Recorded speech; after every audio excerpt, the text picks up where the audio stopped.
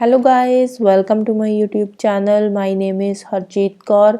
आज हम डिस्कस करेंगे 22 एंड 23 ऑफ जनवरी के डेली करंट अफेयर्स का क्विज। तो आज का फर्स्ट क्वेश्चन है, valour day was celebrated from which year. Valour day, जिसको पराक्रम दिवस भी बोलते हैं, ये कब सेलिब्रेट किया जाता है? 23 ऑफ जनवरी को सेलिब्रेट किया जाता है। इस दिन हमारे जो नेताजी सुभाष चंद्र बोस जी है, उनकी बर्थ एनिवर्सरी होती है। तो इसको कौन से ईयर से सेलिब्रेट करना शुरू किया है? तो इसको हमने सेलिब्रेट करना शुरू किया है 2021 से। इसको पराक्रम दिवस बोलते हैं। 23 ऑफ जनवरी को सेलिब्रेट किया जाता है। इस दिन नेताजी सुभाष चंद्र बोस जी की बर्थ एनिवर्सरी होती है और 2024 में नेताजी सुभाष चंद्र बोस जी की 127th बर्थ एनिवर्सरी है। तो 23 ऑफ जनवरी को रेड फोर्ट में शाम को एक सेलिब्रेशन भी हुई थी इसको लेकर, इनकी बर्थ एनिवर्सरी के लिए। और 23 ऑफ जनवरी से 31 ऑफ जनवरी तक हमारी जो मिनिस्ट्री ऑफ टूरिज्म है, उन्होंने एक एनुअल इवेंट ऑर्गेनाइज करवाया है जिसका नाम है भारत पर्व। इवेंट का नाम क्या है? भारत पर्व। नेक्स्ट है, when was Tripura Meghalaya and Manipur foundation day celebrated. Tripura Meghalaya and Manipur foundation day ये 21 ऑफ जनवरी को सेलिब्रेट किया जाता है। 21 ऑफ जनवरी 1972 को त्रिपुरा मेघालय एंड मणिपुर को फुल फ्लेज्ड स्टेट बनाया गया था under the north eastern region act 1971। Right, next चलते हैं। Which country slim spacecraft lands on moon. Slim spacecraft ये कौन सी कंट्री का है जो हाल ही में मून के सरफेस पे लैंड करा है? मून का लूनर सरफेस जो है वहां पे लैंड करा है।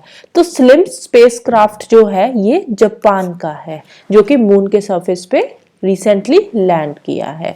तो इसके साथ ही जो जापान है वो 5th कंट्री बन गई है जिन्होंने लूनर सरफेस पे सॉफ्टली लैंड करा है। स्लिम की फुल फॉर्म क्या है? Smart lander for investigating moon. Smart lander for investigating moon. अब देखो, एक तो होता है ऑर्बिटर। ऑर्बिटर कौन होता है? जो ऑर्बिटर होता है वो मून पे जैसे जाता है, मून पे लैंड नहीं करता, जैसे मून है मून के आसपास चक्कर काटता रहता है और प्रॉपरली मून को इन्वेस्टिगेट करता है। दूसरा होता है लैंडर। जो लैंडर होता है वो मून के सरफेस पे जाके लैंड करता है और वहां के जो आसपास का जो भी इन्वायरमेंट है उसको ऑब्जर्व करता है। और तीसरा होता है रोवर। रोवर क्या होते हैं? रोवर जो मून के सरफेस पे जाते हैं और मून के सरफेस पे मूव करते हैं इधर उधर, और मून के सरफेस को प्रॉपरली वहां पे चेक करते हैं, इन्वेस्टिगेट करते हैं। राइट, तो ये 3 तरह के मिशन होते हैं। एक ऑर्बिटर होता है, एक लैंडर होता है, एक रोवर होता है। ये स्लिम जो था, smart lander for investigating moon, ये लैंडर था, मून के सरफेस पे जाकर लैंड हुआ था और इसके साथ ही जो 2 रोवर्स थे वो भी डिप्लॉय किए गए थे। रोवर्स का नाम क्या था? LEV-1 and LEV-2।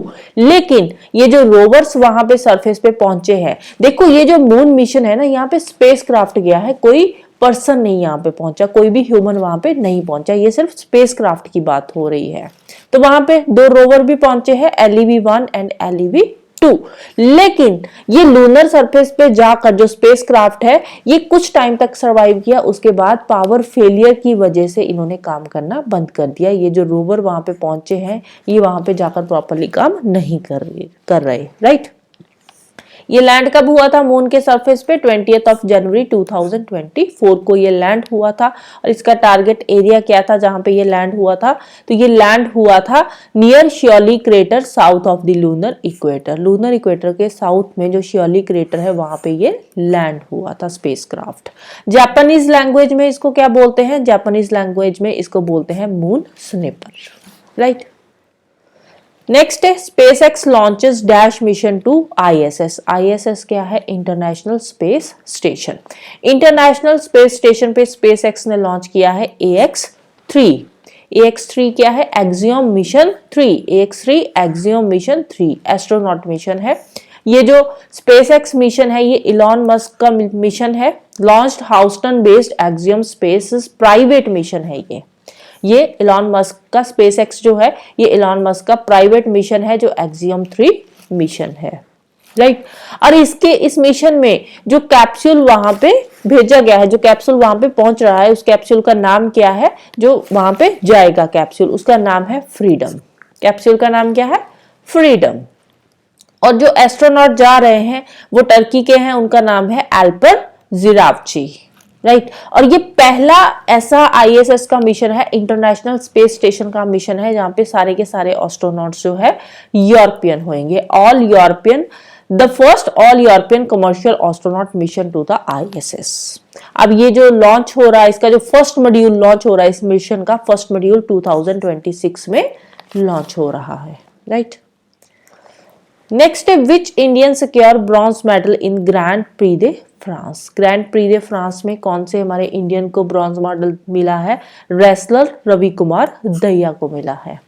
जो रेसलर रवि कुमार दहिया है, इनको टोक्यो ओलंपिक में ये सिल्वर मेडलिस्ट रह चुके हैं, टोक्यो ओलंपिक में ये सिल्वर मेडलिस्ट भी रह चुके हैं। और रिसेंटली इनको जो ब्रॉन्ज मेडल मिला है वो कौन सी कैटेगरी में मिला है? 61 केजी फ्री स्टाइल रेसलिंग में इनको ब्रॉन्ज मेडल दिया गया है। और ये जो टूर्नामेंट हुआ था ये फ्रांस में नाइस में हुआ था टूर्नामेंट। नेक्स्ट है in which annual meeting India launches alliance for global good, gender equity and equality. Alliance for global good, gender equity and equality, ये कौन सी एनुअल मीटिंग में इंडिया ने लॉन्च किया है? तो इसको अभी रिसेंटली वर्ल्ड इकोनॉमिक फोरम की जो मीटिंग हुई है उसी में इंडिया ने ये लॉन्च किया है, alliance for global good, gender equity and equality को। नेक्स्ट है who appointed as the new CEO of PepsiCo India. PepsiCo India के रिसेंटली नए सीईओ बने हैं। पेप्सिको, वैसे अगर हम अकेला पेप्सिको की बात करें तो ये इंडिया की कंपनी नहीं है, लेकिन इंडिया में जो पेप्सिको है उसके नए सीईओ अपॉइंट हुए हैं जिनका नाम है जागरूक कोटेचा। जागरूक कोटेचा उनका नाम है। नेक्स्ट है who will replace Murali Natarajan and became MD and CEO of DCB bank. DCB bank के एमडी एंड सीईओ कौन बनने जा रहे हैं जो रिप्लेस करेंगे मुरली नटराजन को? तो उनका नाम है प्रवीण अशुतन कुटी। प्रवीण अशुतन कुटी। डीसीबी की फुल फॉर्म क्या है? Development credit bank limited. Development credit bank limited, इसको आरबीआई से लाइसेंस मिला था 1995 में, हेडक्वार्टर है मुंबई में। अब ये रिप्लेस जो कर रहे हैं प्रवीण अचूतन कुट्टी, जो मुरली नटराजन को रिप्लेस कर रहे हैं, तो ये कब रिप्लेस कर रहे हैं मुरली नटराजन को? 28 अप्रैल 2024 को, क्योंकि जो मुरली नटराजन है इनका टर्म खत्म होगा अप्रैल 28 को, तो उसके बाद ही ये जो सीईओ की सीट है उसको संभालेंगे। नेक्स्ट है who is the author of the novel conversation with Aurangzeb. Conversation with Aurangzeb जो नॉवल है उसके ऑथर का नाम क्या है? ऑथर का नाम है चारू निवेदिता। अब ये जो नॉवल है इसको ट्रांसलेट किया था नंदिनी कृष्णन ने। अब इसके अलावा जो चारू निवेदिता है इसका एक और नॉवल है जिसका नाम है 0 डिग्री। 0 डिग्री ये इंग्लिश में लॉन्च हुआ था, जो 0 डिग्री नॉवल है। किसका है? चारू निवेदिता का। रिसेंटली जो इसका नॉवल आया है उसका नाम क्या है? Conversation with Aurangzeb. Next what is the name of justice Shivraj V Patil's autobiography. Justice Shivraj V Patil की ऑटोबायोग्राफी आई है, तो इनकी ऑटोबायोग्राफी का नाम क्या है? तो नाम है time spent distance travelled. Time spent distance travelled. English and Kannada language में ये रिलीज हुई है, 2 लैंग्वेज है, इंग्लिश एंड कन्नड़ लैंग्वेज में, राइट। और ये जो जस्टिस शिवराज वी पाटिल हैं ये कर्नाटका, तमिलनाडु एंड राजस्थान के जज भी रह चुके हैं। 3 स्टेट्स के जज रह चुके हैं, Karnataka, Tamil Nadu and Rajasthan high court के ये जज रह चुके हैं। और इसके अलावा 2000 में ये सुप्रीम कोर्ट के जज बने थे। सुप्रीम कोर्ट के जज बने थे 2000 में, जस्टिस शिवराज जी पाटिल। ये है इनकी कुछ हिस्ट्री। इसके अलावा जो शिवराज वी पाटिल है, शिवराज वी पाटिल ये एक पॉलिटिशियन भी है और उनकी भी बायोग्राफी है जिसका नाम है odyssey of my life. Odyssey of my life ये शिवराज वी पाटिल की बायोग्राफी है जो कि पॉलिटिशियन है। 2 पर्सन है, एक तो है जस्टिस शिवराज वी पाटिल जिनकी ऑटोबायोग्राफी का नाम है टाइम स्पेंट डिस्टेंस ट्रेवल्ड।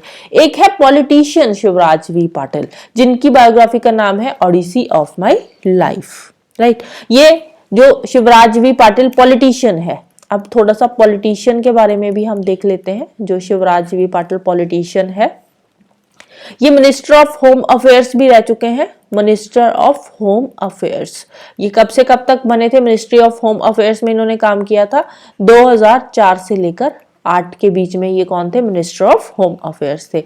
इसके अलावा ये 10th लोकसभा स्पीकर भी रह चुके हैं। 10th लोकसभा स्पीकर का टर्म इनका कौन सा था? 1991 से लेकर 96 के बीच में ये लोकसभा के स्पीकर भी रह चुके हैं। और पंजाब एंड चंडीगढ़ के ये गवर्नर भी रह चुके हैं। कौन से? Punjab and Chandigarh, Punjab and union territory Chandigarh के ये गवर्नर भी रह चुके हैं। कौन से टर्म में? 2010 से लेकर 2015 के बीच में। ये पॉलिटिशियन की थोड़ी सी हिस्ट्री है। और ये है हमारे जो जस्टिस है। रिसेंटली जो बुक रिलीज हुई है, जो ऑटोबायोग्राफी रिलीज हुई है, वो जस्टिस शिवराज जी पाटिल जी की बायोग्राफी ऑटोबायोग्राफी रिलीज हुई है, जिसका नाम है time spent distance travelled. Autobiography मतलब उन्होंने खुद अपनी बायोग्राफी लिखी है। नेक्स्ट है, who is the writer of the book Assam's brave heart Lachit Barphukan? Assam's brave heart Lachit Barphukan, ये बुक के राइटर कौन है? बुक के राइटर है अरूप कुमार दत्ता। अब ये जो बुक है, ये लचित बरफुकन की स्टोरी है। इस बुक के अंदर लचित बरफुकन की स्टोरी दे रखी है। लचित बरफुकन कौन थे? ये अहोम किंगडम के कमांडर थे। 1671 में जब सरायघाट की बैटल हुई थी, तो उस बैटल में लचित बरफुकन ने मुगल्स को हराया था और ये अहोम को लीड कर रहे थे उस टाइम पे, राइट। और ये जो बुक रिलीज हुई है, ये इंग्लिश लैंग्वेज में रिलीज करी है स्टेट गवर्नमेंट ने। इसके अलावा इसको 24 लैंग्वेजेस में ट्रांसलेट किया जाएगा, राइट। नेक्स्ट है, PM launches ₹2000 crore Amrit boost in. तो अमृत बूस्ट जो 2000 करोड़ का लॉन्च हुआ है, ये महाराष्ट्र स्टेट में लॉन्च किया गया है रिसेंटली। अमृत की फुल फॉर्म क्या है? Atal mission for rejuvenation and urban transformation. Atal mission for rejuvenation and urban transformation. AMRUT कब लॉन्च हुई थी? अमृत स्कीम जो थी, ये लॉन्च हुई थी 25 जनवरी 2015 को लॉन्च करी गई थी 500 सिटीजन टाउन्स में अक्रॉस द कंट्री। इनिशियली ये जो स्कीम आई थी, ये 2021-22 के लिए थी, लेकिन बाद में इसको एक्सटेंड कर दिया गया था टिल दिसंबर 31, 2024 तक। इसका मेन एम क्या था? आप देखो नाम से पता चल रहा है अर्बन ट्रांसफॉर्मेशन। तो इसका मेन एम क्या था? अर्बन एरियाज में क्वालिटी ऑफ लाइफ को इम्प्रूव करना। तो इसके अंदर ही एक सब स्कीम आती है प्रधानमंत्री आवास योजना अर्बन। जो प्रधानमंत्री आवास योजना अर्बन है, इसके under PM dedicated over 90,000 complete houses 90,000 houses इसके अंडर डेडिकेट कर दिए गए हैं महाराष्ट्र सोलापुर में, right. Next, where is Shri Ranganatha Swamy temple located? Shri Ranganatha Swamy temple ये तमिलनाडु में है।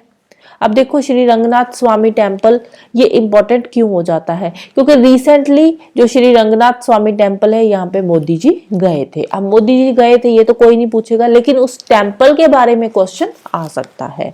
तो ये जो टेम्पल है, ये द्रविडियन स्टाइल का है। साउथ इंडियन टेम्पल जो होते हैं द्रविडियन स्टाइल के ही होते हैं, नॉर्थ इंडियन के नागर स्टाइल के होते हैं।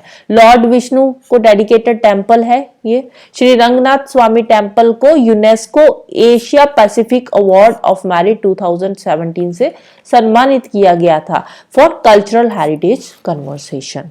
ये तमिलनाडु का पहला ऐसा टेम्पल है जिसको यूएन बॉडी ने ऑनर किया है, जिसको यूएन बॉडी ने सम्मानित किया है, राइट। नेक्स्ट है, वेयर इज श्री श्री ओनियाती सत्र मोनेस्ट्री लोकेटेड? श्री श्री ओनियाती सत्र मोनेस्ट्री ये कहाँ पे है? ये असम में है। असम में जो मजौली आइलैंड है, असम के अंदर जो मजौली आइलैंड है, मजौली आइलैंड जो है काफी फेमस आइलैंड है। Majuli island is the world's largest riverine island. Majuli island जो है ये वर्ल्ड्स लार्जेस्ट रिवराइन आइलैंड है। World's largest riverine island, riverine island है। अब ये जो है श्री श्री अनियाती सत्रा मोनेस्ट्री है, जो ये इंपॉर्टेंट क्यों हो जाती है, क्योंकि रिसेंटली यहाँ पे राहुल गांधी ने विजिट किया है। जो उनकी भारत जोड़ो यात्रा है उसके अंदर उन्होंने इस मोनेस्ट्री को विजिट किया है, इसलिए ये इंपॉर्टेंट हो जाती है। कहाँ पे है? असम के मजौली आइलैंड में है। Majauli world's largest riverine island है, एकमात्र ऐसा आइलैंड है जो रिवर के बीचों बीच बना हुआ है। प्रॉपर ये एक डिस्ट्रिक्ट है जो मजौली है, राइट, ब्रह्मपुत्र रिवर के बीच में ये बना हुआ है। ये जो श्री श्री अनियाती सत्रा मोनेस्ट्री है, ये 350 ईयर से भी पुरानी वैष्णवाइट मोनेस्ट्री है। 1663 में इसको बनाया गया था। यहाँ पे ये जो मोनेस्ट्री है इसके अंदर लॉर्ड कृष्णा जी की पूजा करी जाती है एज ए गोविंदा। और यहाँ पे जो इनकी मूर्ति है वो कहाँ से लाई गई है? जगन्नाथपुरी टेम्पल से। जगन्नाथपुरी टेम्पल, जो जगन्नाथ टेम्पल है पुरी में, वहां से इनकी मूर्ति यहाँ से लाई गई है, राइट। नेक्स्ट है union Ayush minister Shri Sarbananda Sonowal less foundation stone for Ayush Diksha centre. Ayush Diksha centre का फाउंडेशन स्टोन रखा गया है। हमारे जो आयुष मिनिस्टर है श्री सर्बानंद सोनोवाल। सर्बानंद सोनोवाल हमारे आयुष मिनिस्टर है, जिन्होंने आयुष दीक्षा सेंटर का फाउंडेशन स्टोन रखा है। कहाँ पे रखा है? भुवनेश्वर में। आयुष को प्रमोट करने के लिए, जो आयुष प्रोफेशनल्स हैं उनको मोटिवेट करने के लिए, राइट। नेक्स्ट है who is elected for endangered alphabets writing award 2024। Endangered alphabets writing award 2024 ये किसको दिया गया है? प्रसन्ना श्री सतुपति को दिया गया है। ये जो प्रसन्ना श्री सतुपति है, she is the only Indian and women, ये अकेली इंडियन है और विमेन है जिन्होंने वर्ल्ड का ये जो अवार्ड है इसको जीता है, जिनको ये अवार्ड दिया गया है। कब दिया गया था ये अवार्ड? जनवरी 23 को दिया गया था। और अवार्ड की जो सेरेमनी हुई थी ये कहाँ पे हुई थी? यूएसए में हुई थी, वर्मंट में। यूएसए वर्मंट में एक इवेंट हुआ था जिसमें ये अवार्ड इनको दिया गया था। नेक्स्ट है which state launches my school my pride campaign for education transformation. My school my pride campaign ये हिमाचल प्रदेश में शुरू किया गया है स्कूल एजुकेशन को प्रमोट करने के लिए। नेक्स्ट है which country elected as first vice chair of FAO COFI sub committee on fisheries management. Food and agricultural organization committee of fisheries, इसके फर्स्ट वाइस चेयर कौन सी कंट्री को बनाया गया है? इंडिया को बनाया गया है, राइट। ये 59 इयर्स में पहली बार इंडिया को इसके वाइस चेयर अपॉइंट किया गया है। इंडिया जो है one of the top fishing nation है, जो टॉप में फिशिंग नेशंस है उनमें से एक नाम इंडिया का भी आता है। इंडिया में total 28 million inland and marine fishers रहते हैं। फूड एंड एग्रीकल्चर ऑर्गेनाइजेशन की बात करें तो food and agricultural organization found हुई थी 16 अक्टूबर 1945 को ये ऑर्गेनाइजेशन बनी थी। और इंडिया जो है इसका फाउंडिंग मेंबर है। इंडिया इसका फाउंडिंग मेंबर है। इंडिया फाउंडिंग मेंबर है फूड एंड एग्रीकल्चरल ऑर्गेनाइजेशन का। फाउंडिंग मेंबर का मतलब इंडिया 1945 में जब ये ऑर्गेनाइजेशन फाउंड हुई थी तभी से इसका मेंबर है। नेक्स्ट है who will be the first country to routinely give children a new malaria vaccine. पहली कंट्री कौन सी है जो कि बच्चों को रूटीनली नया मलेरिया वैक्सीन दे रही है? तो कंट्री का नाम है कैमरून। कैमरून अफ्रीका की एक छोटी सी कंट्री है। अब मलेरिया से जितनी भी डेथ्स होती है ऑल ओवर द वर्ल्ड, उसमें से 95% जो डेथ होती है वो अफ्रीका से होती है, अफ्रीका में होती है।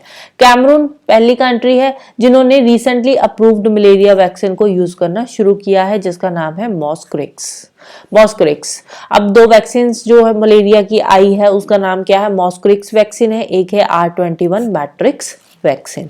जो मॉस्क्रिक्स वैक्सीन है ये 30% इफेक्टिव है। इसकी 4 डोजेस की जरूरत होती है, 4 डोजेस इसकी लगाई जाती है।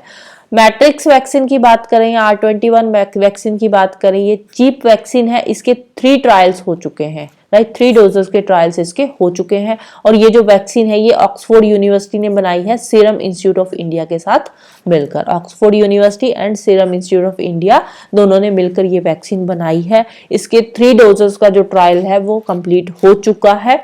तो ये वाली जो वैक्सीन है इससे मलेरिया को 75% तक कम किया जा सकता है, right. So this is all about today. तो जाने से पहले वीडियो को लाइक कर देना, शेयर कर देना और चैनल को सब्सक्राइब कर लेना। Thank you, bye bye and have a nice day.